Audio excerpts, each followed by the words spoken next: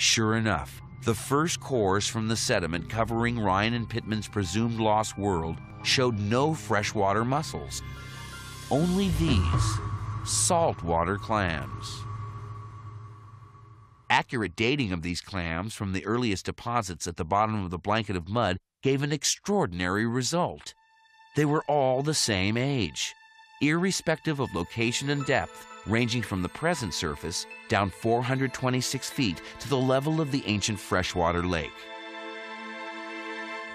This could only have meant that a catastrophic flood had occurred in the Black Sea. Water had rushed in and covered this landscape instantaneously. The date? Between 5600 and 5500 BC. So Ryan and Pittman had their catastrophic flood, but the date was much too old for Noah's flood. The story of Noah in the Bible appears to have been written in the early 6th century BC and relates to an event that theologians traditionally assume occurred around 2300 BC. In fact, the Black Sea flood date is so ancient, it raises the intriguing question of whether there were actually people living in the land at this time. Ryan and Pittman still had a hunch that they were onto the real thing. What is that? Their search switched from under the Black Sea to archaeological land sites in the area, opening up a whole new world of prehistoric mystery.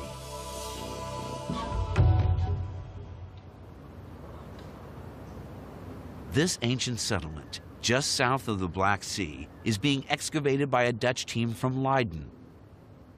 They've found evidence of human habitation here, such as stone axes and clay slingshots. Radiocarbon analysis dates these to around the time of the Great Black Sea Flood, so there definitely were people living in the area at the time. The next step in determining if this flood could be Noah's flood is to learn whether any of these groups of people could have come from the area drowned by the Black Sea flood. These land settlements hold clues that can help prove or disprove the existence of a lost world under the present-day Black Sea.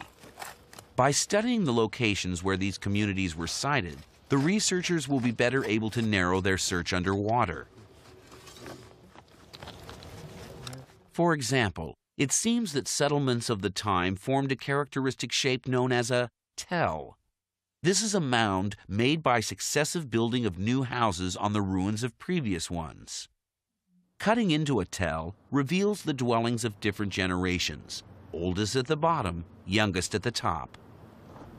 This fragment of floor and plastered wall is over 3 feet higher than the base of the tell and built many years later. This characteristic mound shape is something Ryan and Pittman can look out for when searching for evidence of ancient human habitation under today's Black Sea. And it's also likely that tells would be situated in the once lush plains between the rivers. But with such a vast area beneath the present surface, where to start looking for tiny features such as these? Again, local archaeological sites can help. They show that the location of tells is explained by one important factor: fresh water. Sure enough, adjacent to the tell being excavated by the Dutch, there's a spring which bubbles up out of the ground and fills a lake, making the area extremely fertile. So the search for tells can be concentrated on ancient sources of precious fresh water. From this tell site, Ryan and Pittman set off on the next leg of their investigation. They're planning to go one stage further, to try and bring the people of the flood, perhaps the contemporaries of Noah, to life. Journeying south over the Turkish Anatolian highlands, they visit the most famous tell of all, Çatalhöyük. Welcome to Çatalhöyük. Çatalhöyük holds secrets that can help them with their Noah research. Here, there are still remains of houses from before 5500 BC, the time of the Black Sea flood. Well, this color change must be an adjacent house or a storage room. Ryan and Pittman longed to get close to the people of the time to find out what was important to them. Charcoal and broken bones. On the walls of the houses, archaeologists have found amazing paintings. The ancient world of the people who lived at the time of the Great Flood begins to seem real. The people were hunters and painted themselves as tiny figures compared with the terrifying strength of their quarry. Bulls and leopards were important symbols and the apparent focus of cult activity. Shaman priests dressed in leopard skins as they guided the hunt. Some seemed to be driving animals into a waiting net. Others appear to perform a ritual dance. These people, the Neolithic, are the ones that we're actually proposing as Noah's contemporaries. These are the people of his village, his town, the ones lost in the Great Flood, and the few that managed to escape. But are these Neolithic settlers living in Anatolia and around the Black Sea really the people of Noah's flood? Here in the 6th chapter of Christian Genesis, groups who hold on to a more literal interpretation of the Bible say no, because it's a long way from Mount Ararat, the location in eastern Turkey long thought to be the resting place of Noah's Ark. The problem is that after 20 years of investigating local sites and artifacts, no substantive evidence has emerged. Some publications go so far as to offer up what they claim to be petrified remains of the Ark itself. But an Australian professor of geology has visited the site and pronounced it to be a resistant outcrop of basalt from the Cretaceous period. I've seen aerial photographs of this supposed Noah's Ark, and as a geophysicist, I can say with some confidence that it's nothing more than layers of rock eroded in such a way as to vaguely resemble the hull of a boat. Another problem for defenders of this site is that authoritative biblical accounts going all the way back to the Dead Sea Scrolls don't actually say Mount Ararat. They say mountains of Ararat. So the Bible doesn't narrow the search to more than a sizable mountain range. Ryan and Pittman are having problems matching dates. It's traditionally thought that the Bible implies a date of 2300 BC for Noah's flood.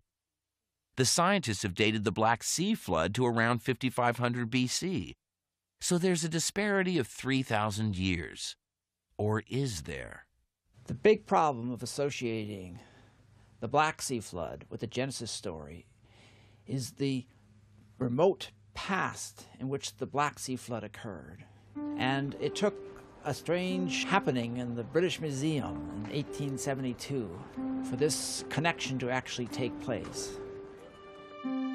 A curator there, George Smith, was to discover that the biblical story of the flood contained an unexpected ingredient.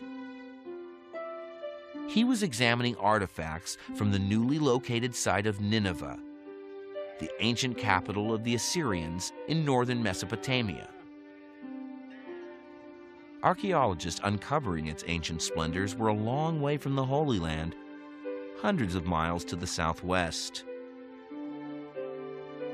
They were digging in the palace of the mighty king Ashurbanipal, who lived in the 8th century BC, around 200 years before the writing of the book of Genesis.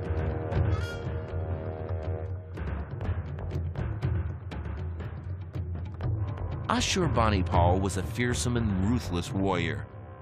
By our standards, even ghoulish. As he relaxed in his gardens and was pampered with delicacies and soothing music, he would gaze contentedly on a beheaded opponent. But there was another side to Ashurbanipal.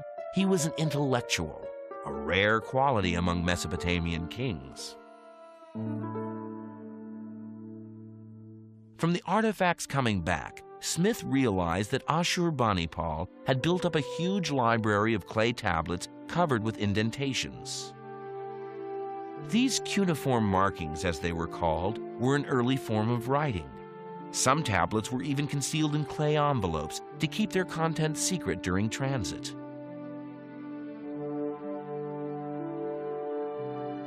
Smith's brilliance at piecing together fragments led not only to the deciphering of a literary masterpiece, but also to an extraordinary discovery. Dr. Andrew George is an expert in Assyriology. George Smith is a genius in identifying tablets and sorting them into different categories, and he quickly saw that there were a great number of fragments which were identified by means of scribal notation as a series of the epic hero Gilgamesh. Gilgamesh is the story of a mythical king from the very beginnings of civilization in Mesopotamia and his search for the ancient truths of a bygone era.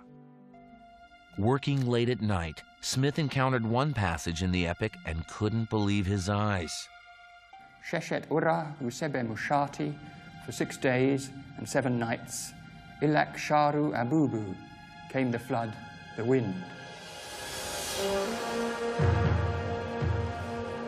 Was this the biblical story of Noah, but from a different culture, written long before Genesis and referring back to very ancient times? Back perhaps to the time of the Black Sea flood?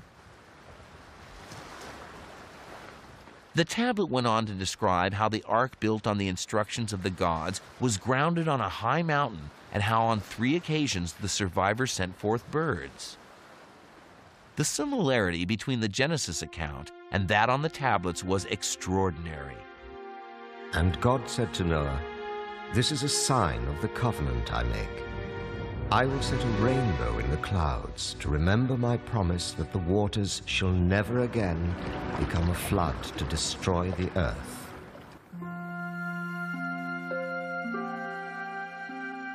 And the lady of the gods arrived and ripped off her jeweled necklace and flung it into the night sky as a sign of a covenant never again to drown the world. Later discoveries in Ashurbanipal's library found a version of the same story written 1,000 years earlier. And of course, this means that the story in Mesopotamia is much, much older than George Smith knew it to be, and thus there is no doubt that the biblical account found in the book of Genesis that tells the story of Noah is in some way a descendant of a Mesopotamian myth. How could this have happened? The most likely explanation is that when the Israelites were taken captive into Babylon in Mesopotamia in 586 BC, they would have encountered the story of Gilgamesh. As the flood story in it was of God rescuing the good, a story of hope and salvation, they adopted it and included it in Genesis. The story of Gilgamesh takes the flood back to at least his time, 2400 to 3000 BC. However, we know from the list of kings that there were a series of rulers who preceded Gilgamesh but lived after the flood. The people at the British Museum used this king's list to set the flood back prior to 5000 BC. Modern scholars would not accept this as a reliable method of dating, but for Ryan and Pittman, the excitement of marrying the scientific date of the Black Sea flood with the mythological date of Noah's flood was a huge breakthrough. But will they be able to pull off the climax? Can they piece together the real story of Noah?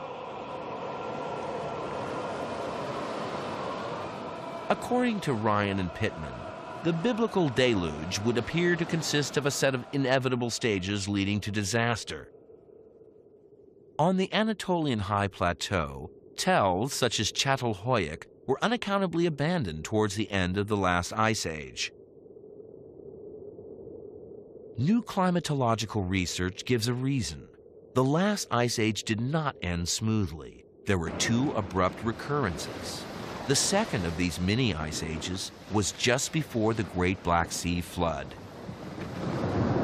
From 6200 BC to 5800 BC, there was a period of extreme dryness and coolness.